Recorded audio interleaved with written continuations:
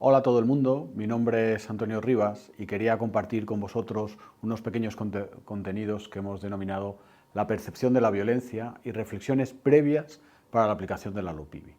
La LUPIVI es una ley que implanta una nueva generación de derechos, que es el derecho a la infancia, niños y adolescentes, a vivir en entornos libres de violencia. Pero plantea algunas dificultades previas, que es la propia percepción de la violencia en el siglo XXI, las nuevas formas de violencia, y algunas otras consideraciones generales que también revisaremos, que es el círculo de la violencia, los actores, cómo los reconocemos, cómo no los reconocemos y cómo podemos ponerlos en valor para efectivamente construir espacios libres de violencia. Vamos con ello, empezando por este punto que mencionaba, el esquema, la circularidad de la violencia y los actores que están implicados en ella. Para que haya violencia, siguiendo a Miriam Herrera, profesora de la Universidad de Derecho de Sevilla, hay tres actores fundamentales, tres actores. Por una parte, las víctimas vulnerables. En un segundo lugar, los agresores altamente motivados o altamente descuidados, porque recordamos que la LUPIVI no solo intenta generar entornos seguros, sino también entornos de buen trato. De modo que no solo estamos hablando de una violencia activa o por omisión, sino también por descuido. Y finalmente hay un tercer actor cuya aparición impide el círculo de la violencia, que es el guardián eficaz. De manera que en el escenario hay estos tres personajes, por decirlo de alguna manera. Víctimas vulnerables, agresores altamente motivados o descuidados y guardián eficaz. Con que intervengamos en uno de estos elementos, con que consigamos paliar la vulnerabilidad de las víctimas, desmotivar al agresor o dejar de capacitarle para que no sea descuidado e implantar un correcto guardián eficaz, con que intervengamos en alguno de estos elementos, la violencia ya no se va a dar. Algunas claves de percepción. Normalmente, cuando trabajamos la LUPIVI, siempre pensamos que las víctimas van a ser los niños, que los agresores son adultos y que los guardianes eficaces son personajes formales, incluso uniformados, que tienen este rol. Quizá esto tengamos que revisarlo, evidentemente. Tenemos que ampliar nuestra mirada para descubrir que la construcción de un entorno protector nos incluye a los adultos, incluye también a los profesionales, a los voluntarios, no solo bajo una manto de sospecha de que pueden ser los agresores, sino también bajo un manto de protección, pueden ser los agredidos. De manera que las víctimas vulnerables son tanto los niños, niñas, adolescentes, como los propios adultos.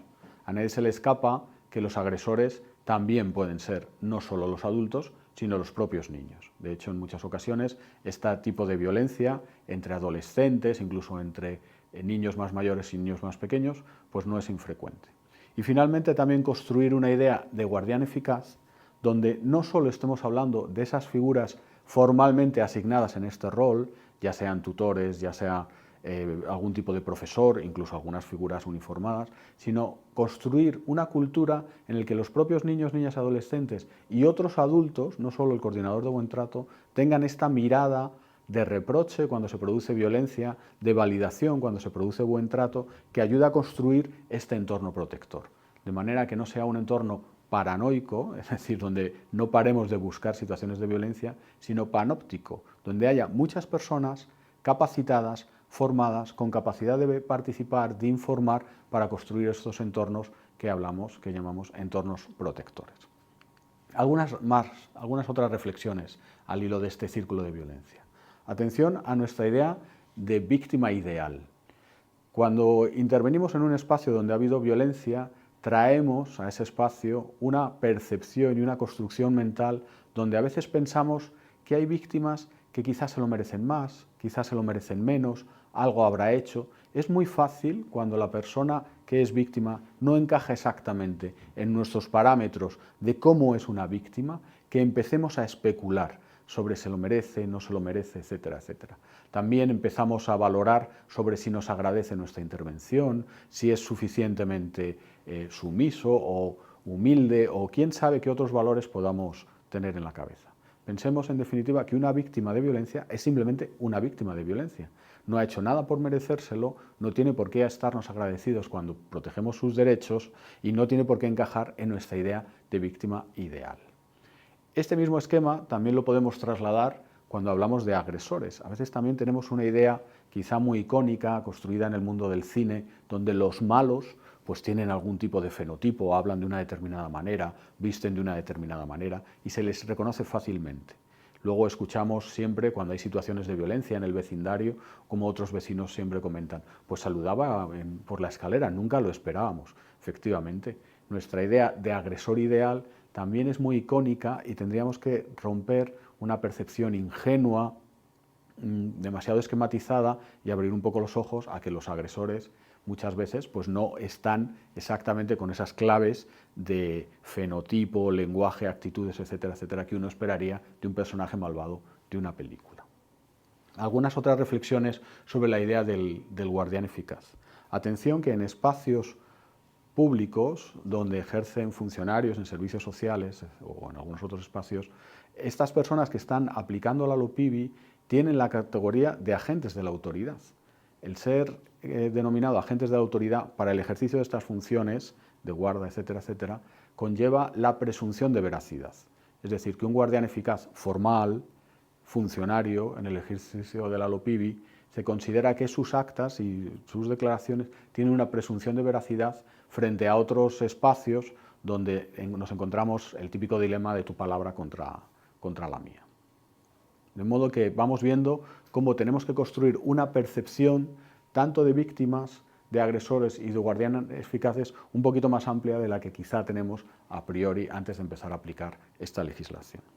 En cualquier caso, vemos cómo artículos determinados inciden en cada uno de estos elementos de círculo de la violencia que hemos denominado, que inciden en cada uno de estos actores que son necesarios, por presencia o por omisión, para que se produzca la violencia.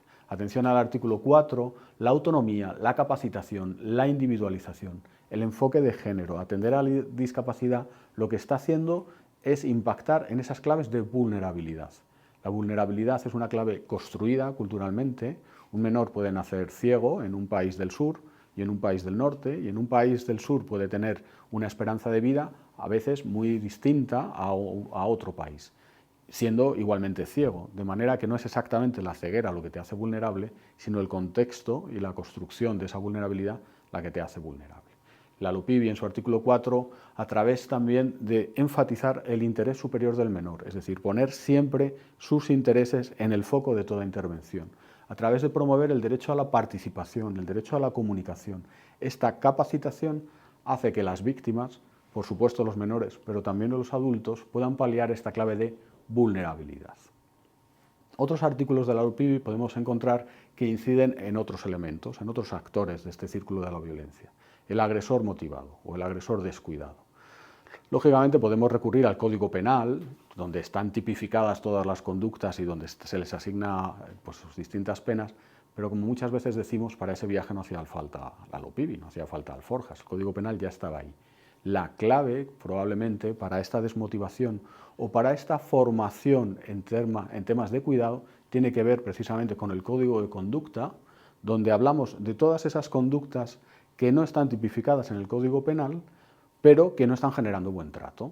Entonces ahí estamos paliando esa clave de descuido. La formación en buen trato, los códigos de conducta, ayudan a este agresor descuidado a evolucionar y avanzar para romper este círculo de violencia. Y finalmente, algunos elementos sobre la clave del guardián eficaz, ¿no? Por supuesto, el deber cualificado, recordamos que el artículo 15 de la LOPIBI nos habla del deber que tiene toda la ciudadanía en denunciar situaciones de violencia. Pero el artículo 16 además nos habla de que los educadores, las educadoras, en el ejercicio de sus funciones tienen un deber especialmente cualificado de denunciar situaciones de violencia. Cabría preguntarse qué significa esto de deber cualificado. Si lo conectamos con la Ley de Garantías de la Comunidad de Madrid, en concreto, probablemente con otras leyes en otros ámbitos autonómicos, vemos que hay regímenes disciplinarios específicamente aplicados a este deber cualificado de comunicación. Y, por supuesto, el derecho, o más bien la obligación, de instalar sistemas de información, de velar, monitorizar porque estos sistemas de información sean eficaces, estén adaptados a la realidad de los menores y, desde luego, lo hemos mencionado en muchas ocasiones, el deber de tener la certificación negativa de delitos sexuales. De modo que vamos viendo que nuestra percepción, en términos de actores, vulnerabilidad, descuido, motivación y guardián eficaz, tiene que dar un paso adelante para poder implementar la LOPIBI de una manera lógica y eficaz. Dicho esto, vamos a trabajar o vamos a comentar brevemente algunas claves sobre la percepción de la violencia, per se. Hacemos siempre este juego de metáfora con el daltonismo. Como veis, probablemente muchos de vosotros distingáis en el centro de la pantalla un número, el número 12, sobre un fondo verde. La pregunta es que hay 3 requisitos fundamentales para distinguir este número 12 sobre este fondo verde. El primero, tener abiertos los ojos, es decir, tener un equipo que es capaz de mirar a su alrededor y que quiere realmente percibir y construir entornos protectores. El segundo, que no hay que ser daltónico a las realidades de violencia del siglo XXI, es decir, hay que saber distinguir una cosa de otra. Y el tercero es que no solo hay que saber distinguir una cosa de otra, no solo hay que saber que hay algo naranja distinto de lo verde, sino que lo naranja es un número y es un 12, es decir, hay que saber ponerle nombre a las cosas. De modo que en un proceso de implantación de la LOPIBI, donde estamos generando espacios libres de violencia, primero tenemos que abrir los ojos para descubrir que hay nuevas formas de violencia en el siglo XXI. Segundo, hay que saber distinguirlas de otras formas, de maltrato, de buen trato, etcétera, etcétera, y hay que saberle poner nombre. Siempre decimos que la violencia suele tener al menos 3, 4 emisores clave, ¿no? El primero, y por eso la diapositiva, las relaciones entre los adultos hacia los niños. Muchas veces las relaciones entre los niños también, las relaciones entre los propios adultos también. Pero cómo hemos construido a lo largo de mucho tiempo una figura de la infancia en que ha pasado de ser objeto a ser sujeto sobreprotegido y finalmente ahora es titular de derechos. Las relaciones de los adultos, adultocéntricas, etcétera, etcétera, suelen ser focos de violencia que tenemos que empezar a distinguir. Hablamos también no solo de las relaciones, sino también de los procesos, ¿no? Y por eso esta diapositiva es como vemos un montón de personas subidas a una motocicleta. A veces, cómo hacemos las cosas son fuentes de violencia y fuentes de riesgo. Cómo organizamos las actividades escolares, cómo organizamos las pernoctas, cómo organizamos la higiene, cómo organizamos muchas veces los propios procesos, los propios procedimientos pueden ser foco de situaciones de riesgo, situaciones de violencia.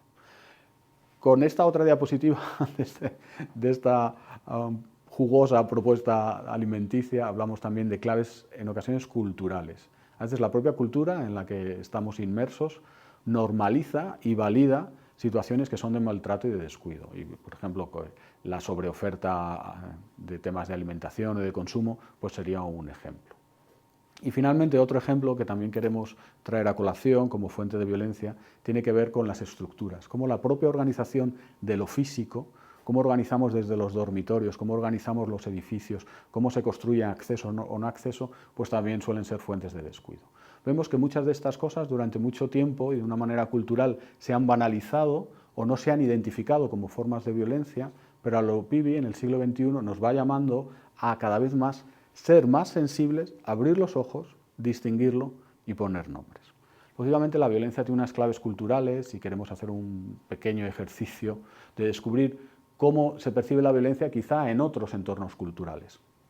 Esta es una campaña que hace una ONG que se llama Moms Demand Action en Estados Unidos, donde lo que pretende es poner el énfasis en cómo se percibe allí lo que es violento entre la infancia, ¿no? Y nos llama mucho la atención. Una de estas dos cosas que están sujetando estos niños, ¿no?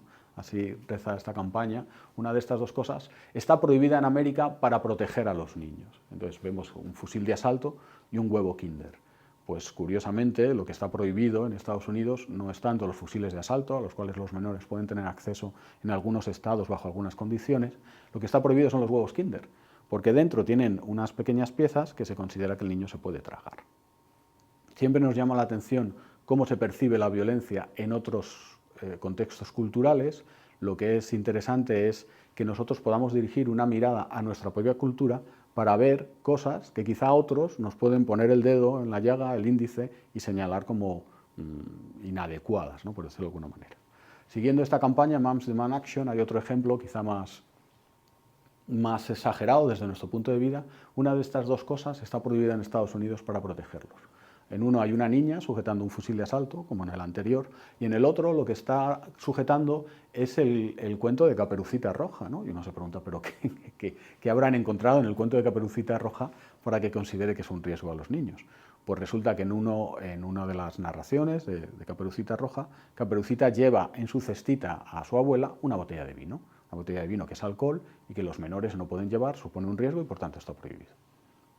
Pensamos siempre, quizá la cultura del otro sea exagerada, quizá la cultura del otro sea inapropiada, bueno, es una mirada para descubrir que la violencia al final también es una construcción cultural y que tendremos que aplicar nosotros a nosotros mismos esa mirada, ¿no? Y vamos a ver cómo esa mirada ha ido evolucionando, a veces para bien, es decir, afilando más cuál es la percepción de la violencia, y a veces quizá no tan para bien, volviendo a tolerar umbrales y situaciones de violencia de las que quizá pues, somos daltónicos.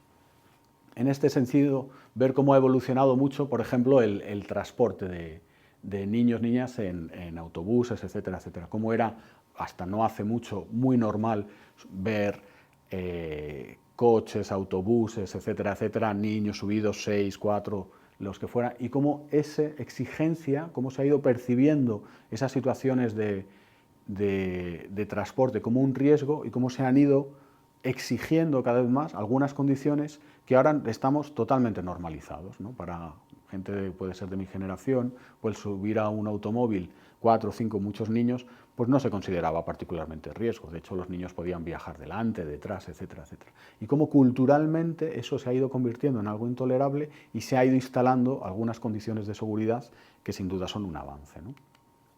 Otras claves, ¿no?, que tienen que ver con riesgo o con buen trato, ¿no? Como eran los columpios, por ejemplo, todavía quedan ejemplos en algunos barrios, ¿no?, antiguos columpios donde casi uno parecía que se podía coger el tétanos, ¿no?, de lo oxidados que estaban de la pintura, y cómo ha ido evolucionando a otros elementos muchísimo más cuidadosos y quizá también en la percepción de algunos educadores incluso sobreprotectores, cómo quizá hemos podido evolucionar de una percepción de la violencia en un sentido para pasar a otra. Acordaros que la sobreprotección también es una forma de violencia, es una forma de descuido, ¿no?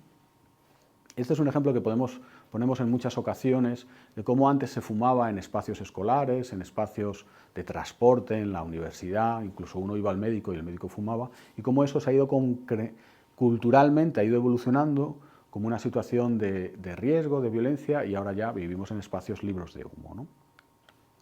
Y quizá como un ejemplo para mal, cosas que quizá no han evolucionado culturalmente en un sentido protector, sino que han echado un paso atrás, tenga que ver con todo el mundo de las pantallas. La edad media en España del acceso a pantallas son los 11 años. Y como el soporte que les facilitamos a los niños, para bien y para mal, puede ser una fuente de riesgo y de violencia, pues increíbles. Hay estudios que hablan de la cantidad de WhatsApps que puede recibir un niño de 12 años por sus compañeros al día y cómo esa fija la atención y cómo es básicamente imposible hacer otra cosa, aparte de la cantidad de riesgos que puede haber de contacto con adultos, de violencia entre ellos, etcétera, etcétera, y cómo muchas veces los adultos no estamos ni capacitados ni sensibilizados para distinguir eso como una forma de violencia, saber ponerle nombre y desde luego intervenir en ello.